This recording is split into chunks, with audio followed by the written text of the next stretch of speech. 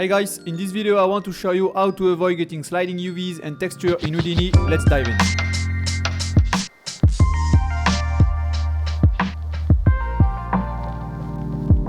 So in this first part of the video I will show you how to avoid getting sliding UVs with an animated geometry.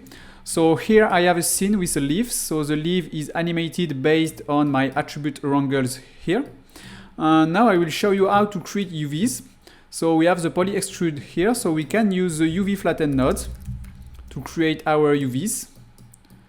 So here with the UV flatten we can specify a seam. So with this tool you can select these little icons, and by default it will be in an edge mode. So you can double click on the loop in the middle here of the extrusions, and you can press enter, and now you can see we have very clean UVs. So now you can visualize your UVs by pressing space 5. Now you can use the UV layout to avoid getting this intersection UVs. So with the UV layout you will get this really nice UV. So you can go back in the 3D view by pressing space 1.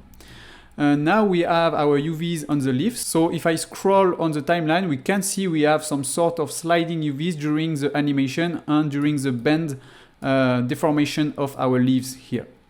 So to avoid getting this type of stuff, you can simply use the time shift here.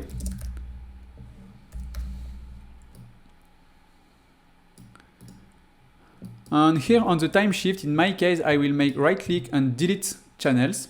And here I will make 1. So in that case, our animation is freezed on the first frame, but it also depends on your own animation. So in some case, you can freeze the animation on the last frame. So it depends. So you need to adapt this value on the time shift based on your scenes.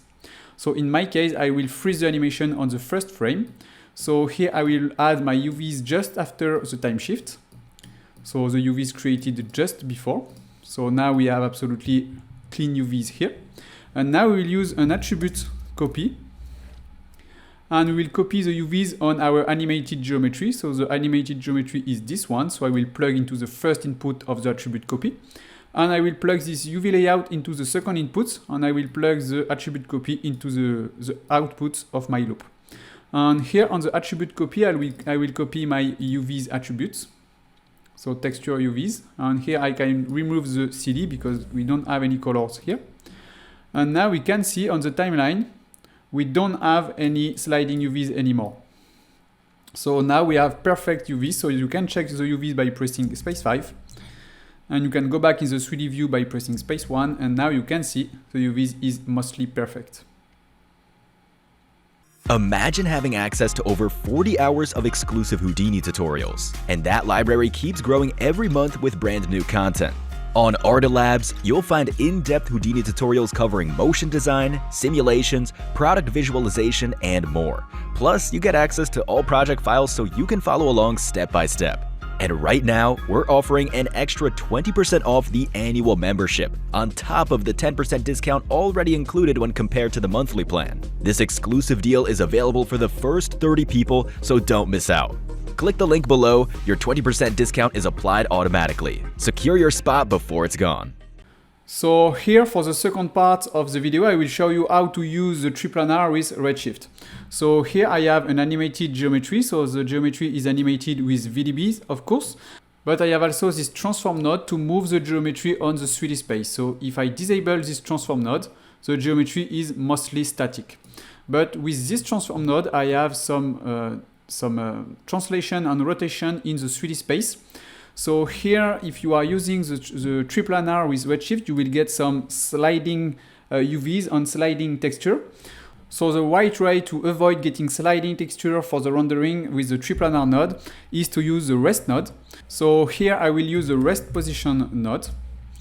And here on the rest position, we can see the first input is the deforming geometry, and the second input is the rest position. So in my case, as I have the transform node here with some animated geometry here, I will plug my animation node into the first input, and I will plug my static node, so before the transform, in the second input of the rest node. So here on the rest, I will add a normal here, so add normals. And I will add my normal SOP node just after the rest. And here I will plug this one into the output.